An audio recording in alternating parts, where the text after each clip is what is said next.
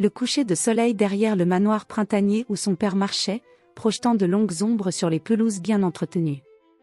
Maya ajusta l'écharpe autour de son cou, essayant d'avoir l'air présentable malgré ses vêtements modestes. À 18 ans, elle se tenait avec une confiance tranquille, son esprit vif et sa détermination brillant à travers son comportement doux. Son père, James, avait passé des années à conduire pour la famille Johnson, une route qui exigeait de longues heures et une loyauté sans faille. Ce soir, Maya accompagnait son père à une soirée de haute société.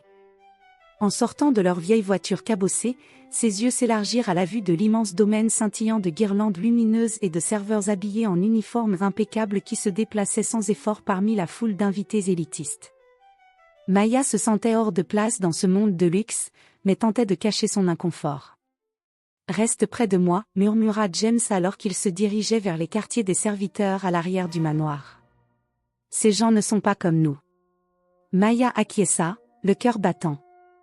Elle savait que cette soirée n'était pas à son sujet. Elle était là pour aider son père et éviter d'attirer l'attention, mais il en avait d'autres plans. À l'intérieur du manoir, les rires et la musique résonnaient à travers les grands halls. Parmi la foule se trouvaient Ethan, Emika et FEI, les fils privilégiés des familles les plus riches de la ville, connus pour leur arrogance et leur comportement imprudent. Ils prospéraient sous l'attention et aimaient exercer leur pouvoir sur quiconque ils considéraient comme inférieur.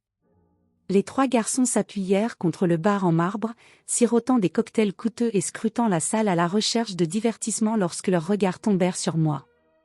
Un sourire moqueur se répandit sur le visage d'Ethan. « Qui est-ce » demanda-t-il en poussant Emika, la fille du chauffeur.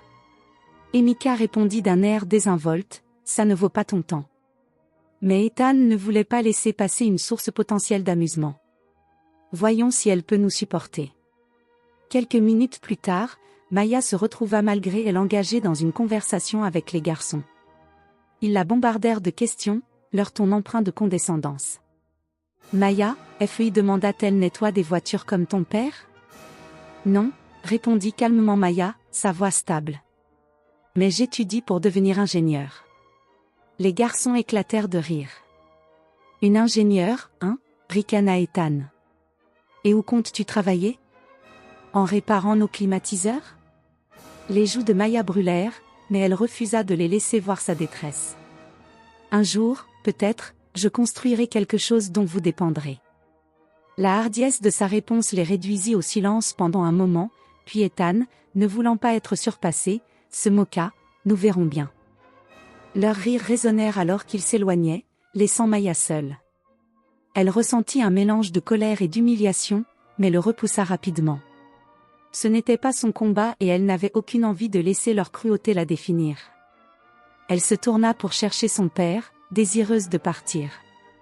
À son insu, les garçons, encore furieux de sa défiance, mirent au point un plan. « Enseignons-lui une leçon » murmura-t-il à ses amis, sa voix empreinte de malveillance. Les deux autres acquiescèrent, leurs expressions s'assombrissant. Maya ne réalisa pas que son courage avait fait d'elle une cible. Alors que la fête continuait, les graines d'une tragédie qui changerait sa vie étaient semées. Pour l'instant, elle restait inconsciente, se concentrant plutôt sur la voix de prudence de son père dans son esprit, garde la tête basse et reste à l'écart des ennuis. Mais les ennuis la cherchaient déjà. La fête se prolongea tard dans la soirée, l'atmosphère devenant de plus en plus chaotique à mesure que l'alcool coulait librement. Maya resta près des quartiers des serviteurs, aidant son père dans de petites tâches et essayant d'éviter le regard des invités fortunés. Son père, James, vérifia nerveusement sa montre. « Maya, finis vite ici, nous partirons bientôt, » dit-il, sentant le comportement tapageur des fêtards. Il ne voulait pas que sa fille soit exposée à leur monde trop longtemps. Maya acquiesça et sortit pour un moment d'air frais. La brise fraîche de la nuit offrait un bref répit au bruit accablant à l'intérieur. Elle s'appuya contre la colonne, regardant les étoiles et rêvant d'une lumière loin de cet endroit. Soudain, une ombre se profila au-dessus d'elle. Elle se retourna pour voir Ethan flanqué d'Emika et de FEI, souriant malicieusement, et le cœur de Maya s'abattit. Elle tenta de s'éloigner, mais Ethan s'interposa sur son chemin. « Allons-y » demanda-t-il, sa voix chargée de moquerie. « Je ne veux pas de problème » répondit Maya d'un ton ferme mais fatigué. Elle tenta de les dépasser à nouveau, mais FEI attrapa son bras, sa prise inconfortablement serrée.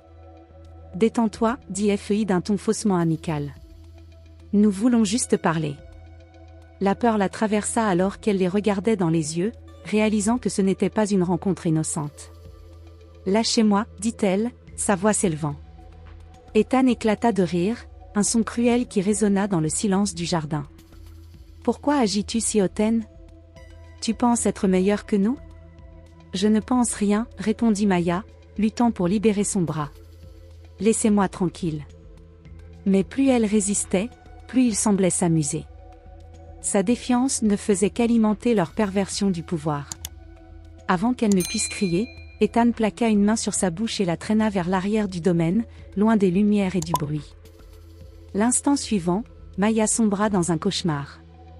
Son esprit criait en protestation, mais sa voix fut réduite au silence par la force écrasante de ses agresseurs.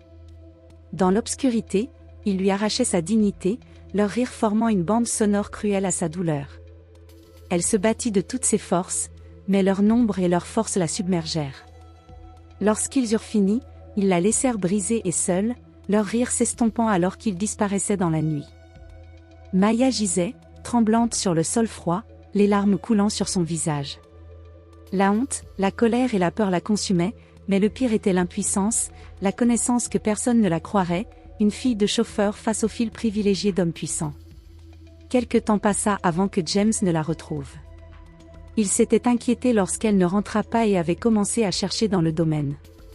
Lorsqu'il vit sa forme effondrée dans l'ombre, son cœur se brisa. « Maya » cria-t-il en se précipitant à ses côtés. « Que s'est-il passé? Qui a fait ça ?» Elle s'accrocha à lui, sanglotant incontrôlablement, incapable de trouver les mots pour expliquer. Son père la serra fort, jurant silencieusement de la protéger quoi qu'il arrive. Il l'aida à se lever et la mena vers leur voiture, la chassant des regards curieux des autres serviteurs et invités. En conduisant vers la maison, Maya parla enfin, sa voix tremblante. C'étaient eux, les garçons des Johnson et leurs amis. Les mains de James se crispèrent sur le volant. Il voulait revenir au domaine et les affronter, mais il savait que c'était futile. Ils étaient riches, puissants et intouchables. Le système était conçu pour protéger des gens comme eux, pas quelqu'un comme sa fille. « Ne dis rien, dit James doucement. »« Papa, » commença Maya, sa voix se brisant. « Je sais, mon enfant. » Il l'interrompit, les yeux humides de larmes non versées. « Mais nous n'avons aucun pouvoir ici. » Les jours suivants furent un flou de douleur et de silence. Maya resta confinée dans sa chambre, incapable de faire face au monde. Les nouvelles de l'incident se répandirent parmi le personnel du domaine Johnson, mais la peur maintenait tout le monde silencieux. Ethan et ses amis poursuivirent leur vie comme si rien ne s'était passé, leurs privilèges les protégeant de toute conséquence. La famille de Maya fit face à des menaces subtiles et à de l'intimidation. La famille Johnson laissa entendre que toute tentative de porter plainte aurait des conséquences désastreuses pour la subsistance de James et la réputation de Maya. « Tu penses que quelqu'un croira une fille de chauffeur plutôt que les fils des familles les plus puissantes de la ville ?» Un avocat représentant les Johnson demanda lors d'une réunion privée avec James, « Sois intelligent et reste silencieux. » Maya se sentit piégée, étouffée par son impuissance et l'injustice de la situation. Mais au fond d'elle, une étincelle de défi restait. Elle savait qu'un jour, quand elle aurait la force et les moyens, elle les ferait payer pour ce qu'ils avaient fait. Les jours après l'agression furent une descente aux enfers pour Maya. Ses yeux autrefois brillants reflétaient désormais la douleur, ses rêves écrasés sous le poids de son traumatisme. La petite communauté dans laquelle elle vivait devint rapidement un lieu hostile. Les murmures de l'incident se répandirent, bien que la vérité fût déformée par ceux qui cherchaient à protéger les puissants. Maya évita de sortir de chez elle. Chaque regard des voisins semblait porter un jugement ou de la pitié. Son père, James, fit de son mieux pour la protéger, mais lui aussi montra des signes de stress sous le poids immense de la culpabilité et de l'impuissance. « Pourquoi devrions-nous vivre dans la honte pour ce qu'ils ont fait ?» murmura Maya une nuit, les larmes coulant sur son visage alors qu'elle était assise avec son père dans leur petit salon. James tendit la main, lui tenant les mains dans les siennes. « Ma fille, le monde est cruel et ceux qui ont le pouvoir font les règles, mais ce n'est pas juste, sanglota-t-elle, sa voix se brisant. Pourquoi vivent-ils sans conséquence? Son père n'eut pas de réponse, seulement le silence. Il savait qu'elle avait raison, mais il savait aussi que défier la famille Johnson ruinerait ce qui leur restait. Au fil des mois qui devinrent des années, la douleur devint une compagne constante pour Maya. Ses rêves autrefois prometteurs d'études supérieures et d'une carrière en ingénierie furent remplacés par la dure réalité de la survie.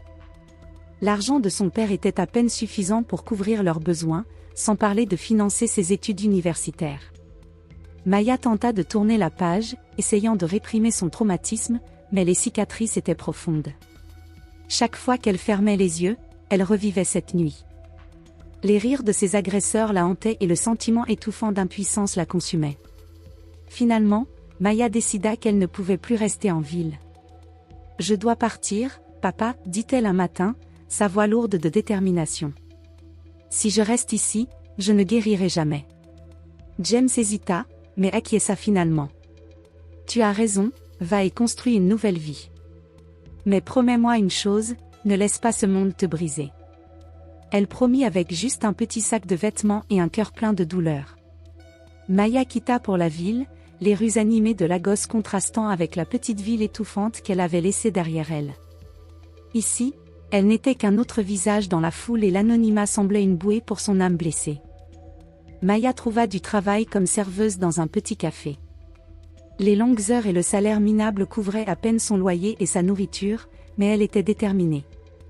Elle commença à économiser chaque roupie qu'elle pouvait, son objectif de reprendre ses études brûlant intensément dans son esprit. La nuit, elle lisait des manuels empruntés à la faible lumière de son appartement d'une seule pièce, dévorant le savoir et se rappelant la fille ambitieuse qu'elle avait été autrefois. Peu à peu, son attention se déplaça de sa douleur à son objectif. « Je vais me faire quelque chose, murmura-t-elle à elle-même. Et quand je le ferai, je les ferai payer. » C'est pendant son travail au café que la vie de Maya prit un tournant décisif. Un jour, elle surprit une conversation entre deux clients au sujet d'un avocat local qui faisait des vagues en représentant des communautés marginalisées. Inspirée, Maya rassembla le courage de visiter le bureau de l'avocat. L'avocate, une femme empathique nommée Léa, écouta l'histoire de Maya sans jugement. « Tu as traversé l'enfer, dit Léa, les yeux doux mais résolus. Et tu as survécu, c'est une force. Maya, que veux-tu faire maintenant ? » « Je veux me battre, répondit Maya, sa voix stable pour la première fois depuis des années. Pas seulement pour moi, mais pour d'autres comme moi. » Léa l'encouragea à poursuivre un diplôme en droit, offrant même de la mentorer. Maya savait que ce ne serait pas facile de concilier travail, études et sa récupération émotionnelle, mais pour la première fois depuis des années, elle sentit de l'espoir. Au cours de la décennie suivante, la transformation de Maya fut tout simplement extraordinaire. Elle jongla entre des emplois à temps partiel et son diplôme en droit, excellant dans ses études malgré les obstacles. Son objectif était d'utiliser son traumatisme comme moteur pour apporter la justice à ceux qui avaient été réduits au silence comme elle. 10 ans après avoir quitté sa ville natale, Maya reçut une nouvelle qui mit son plan en action. La famille Johnson organisait un grand événement pour célébrer leur nouvelle entreprise, et Ethan, Emika et FEI étaient les invités d'honneur. Le timing ne pouvait pas être plus parfait. Maya emballa ses affaires et se prépara à revenir à l'endroit qu'il avait autrefois brisé. Cette fois, elle n'était plus la fille timide qu'ils avaient agressée, elle était une femme de pouvoir et de détermination, armée de connaissances et d'une volonté inébranlable de les tenir responsables.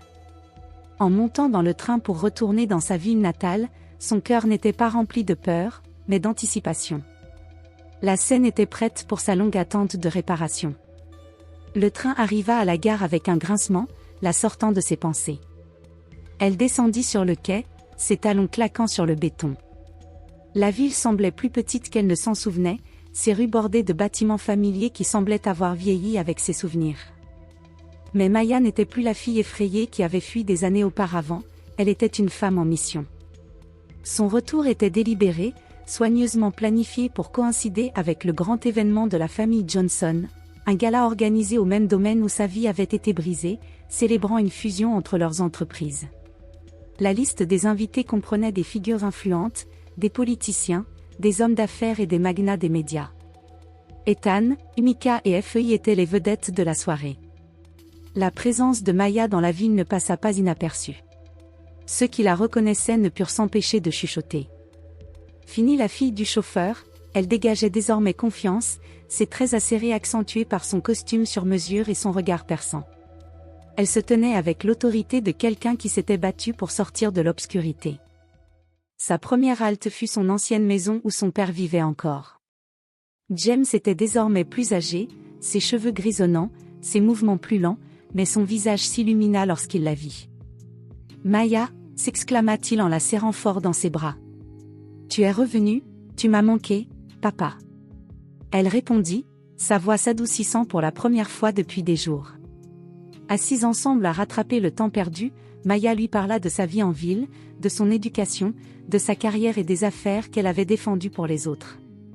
Elle partagea les détails de son plan sans vouloir l'inquiéter. « Je suis fière de toi, Jim, dit-il, les yeux brillants. Tu es devenu tout ce que je savais que tu pouvais être. » Maya sourit mais ne se laissa pas aller à la sentimentalité. Elle avait du travail à faire. La nuit du gala arriva et Maya se tenait devant le domaine Johnson, les souvenirs de sa dernière visite menaçant de la submerger. Elle prit une profonde inspiration pour se ressaisir, elle n'était pas là pour revivre le passé, mais pour reprendre son pouvoir. À l'intérieur, l'atmosphère était opulente, le hall bourdonnant de rire et de verre tintant. Maya entra avec une confiance tranquille, chacun de ses mouvements étant calculé. Les têtes se tournèrent à son entrée, sa présence frappante commandant l'attention. La plupart des invités ne la connaissaient pas, mais ceux qui le faisaient murmuraient son nom avec incrédulité. Elle aperçut Ethan, Mika et FEI près du bar, entourés d'un groupe d'admirateurs. Ils paraissaient plus âgés mais tout aussi sournois, leur rire résonnant dans la salle. Le cœur de Maya se serra, mais elle se força à rester composée. Ce soir n'était pas une question d'émotion brute, mais de stratégie. Maya avait passé des semaines à préparer ce moment. Elle avait fouillé dans leur vie, découvrant un réseau de corruption, d'affaires illégales et de scandales. Les preuves qu'elle avait rassemblées n'étaient pas seulement liées à leurs crimes de cette nuit-là, mais peignaient un tableau plus large de leur abus de pouvoir au fil des ans. Son premier mouvement fut subtil. Elle approcha un journaliste qu'elle avait invité au gala sous prétexte d'exposer un scandale d'entreprise. Intrigué par la réputation de Maya, le journaliste accepta de publier une série d'articles basés sur les preuves qu'elle avait fournies. Au fur et à mesure de la soirée, Maya commença à semer des graines de doute parmi les invités. Elle engagea des conversations avec des figures influentes, laissant des indices sur le passé des Johnson sans révéler trop de détails. Vers la fin de la soirée, Maya se dirigea vers le trio. Leurs expressions passèrent de la confusion à la reconnaissance à mesure qu'elles s'approchaient. « Ethan, dit-il, son sourire vacillant. « Que fais-tu ici ? » ?»« Je suis venue te féliciter, répondit-elle d'un ton calme. « Je vois que vous avez construit un bel héritage. » Les yeux d'Ethan se plissèrent. « Pourquoi ai-je l'impression que tu n'es pas venu ici juste pour célébrer ?» Maya se pencha, sa voix basse mais ferme. « Tu as raison, je suis venue te rappeler la nuit où tu as pensé pouvoir me détruire. » Leurs visages se durcirent à mesure que ces mots s'enfonçaient. « Tu ne peux rien prouver, répliqua FEI, son ton acide. C'était il y a des années. » Maya sourit, un sourire calculé. « Peut-être que je peux, peut-être que je ne peux pas, mais voyons comment le monde réagit quand ils entendront mon histoire. » Avant qu'ils ne puissent répondre, elle fit demi-tour et s'éloigna, les laissant bouillonner dans leur panique croissante. Le lendemain matin, les gros titres éclatèrent. Des articles détaillant les affaires illégales et le comportement abusif des Johnson dominèrent les journaux. L'histoire de Maya était soigneusement tissée dans le récit présenté de manière à éviter de la nommer directement, mais peignant un tableau vivant de leurs crimes. Les réseaux sociaux explosèrent de colère, réclamant la responsabilité. Les victimes des autres méfaits du trio commencèrent à se manifester, encouragés par l'exposition. Les hommes d'affaires autrefois célébrés se retrouvèrent à lutter pour leur réputation. Maya observait de loin, ses émotions mêlées de vindication et d'épuisement. La bataille n'était pas encore terminée, il restait encore la question des actions légales. Mais la marée avait tourné. Maya déposa une plainte contre le trio, utilisant les preuves qu'elle avait collectées pour construire un argument solide. Les Johnson tentèrent d'utiliser leur richesse et leur connexion pour réprimer l'affaire, mais l'opinion publique n'était plus de leur côté. Les activistes et les médias se mobilisèrent derrière Maya, amplifiant sa voix et assurant que l'affaire reste sous les projecteurs. Les procédures légales furent longues et éprouvantes, mais la préparation et la résilience de Maya payèrent. Le tribunal jugea le trio coupable de multiples crimes, y compris agression, fraude et intimidation de témoins. Leurs peines furent sévères, les privant de leur liberté et ternissant l'héritage de leur famille. Le retour de Maya avait envoyé des ondes de choc à travers la communauté, démantelant la façade d'invincibilité qui protégeait ses agresseurs depuis si longtemps. La fille qu'ils avaient essayé de faire taire était devenue leur plus grande chute. La salle d'audience était bondée, l'air lourd de tension, chaque siège rempli et des caméras de grands médias installées au fond. Maya se tenait à la table des plénipotentiaires, mais résolue. C'était l'aboutissement de années de douleur, de préparation et de persévérance. De l'autre côté de la salle, Ethan, Emika et FEI étaient assis avec leur équipe juridique coûteuse, leurs expressions trahissant un mélange de peur et de défiance. L'avocate de Maya, Léa, commença par une déclaration puissante. Cette affaire concerne la responsabilité, le pouvoir et l'abus de privilèges. Les défendeurs pensaient que leur richesse et leur influence les protégeraient de la justice. Aujourd'hui, nous leur prouvons le contraire. Le procureur commença à présenter méthodiquement les preuves. Maya avait passé des années à rassembler des emails, des relevés bancaires et des témoignages de témoins, peignant un tableau accablant non seulement de l'agression qui avait changé la vie de Maya, mais aussi d'un schéma de comportement criminel s'étendant sur des décennies. Un par un, les témoins montèrent à la barre. Le premier était une ancienne employée de la famille Johnson, une femme de ménage qui avait été réduite au silence des années auparavant après avoir été témoin du comportement viol d'Ethan envers une autre jeune femme. Elle relata les menaces et les pots de vin qu'elle avait subis, sa voix tremblante mais stable. « J'avais trop peur pour parler à l'époque, dit-elle en regardant Maya. Mais te voir te battre m'a donné le courage de dire la vérité. » Ensuite, le partenaire commercial d'Emika témoigna des activités frauduleuses et des schémas d'Emika. Son témoignage lia leurs crimes financiers à un réseau plus large de corruption, exposant l'arrogance et l'insouciance du trio. Les moments les plus puissants vinrent lorsque Maya elle-même prit la parole. Elle raconta les événements de cette nuit fatidique avec clarté et émotion, ne laissant aucun détail sur l'agression ou ses conséquences. Sa voix ne vacilla pas même lorsque la défense tenta de la discréditer. « J'étais brisée, admit-elle, regardant le jury.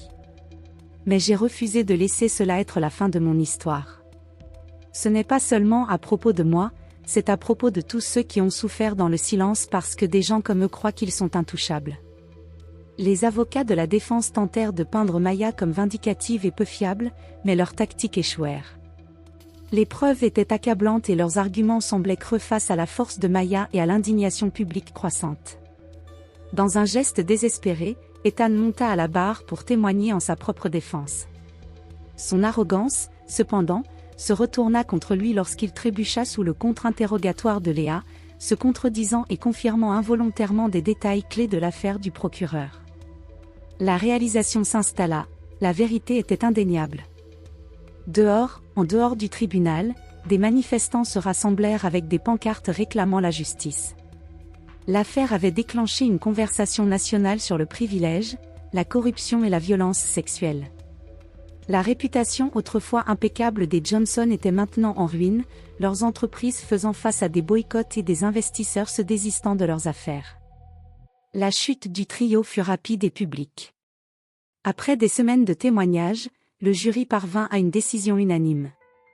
La salle d'audience se tut alors que le juge lisait le verdict, coupable d'agression, de fraude et de manipulation de témoins. Les peines furent sévères, des années de prison, des amendes lourdes et la perte de leur licence commerciale. Maya exhala, le poids des années se levant enfin de ses épaules.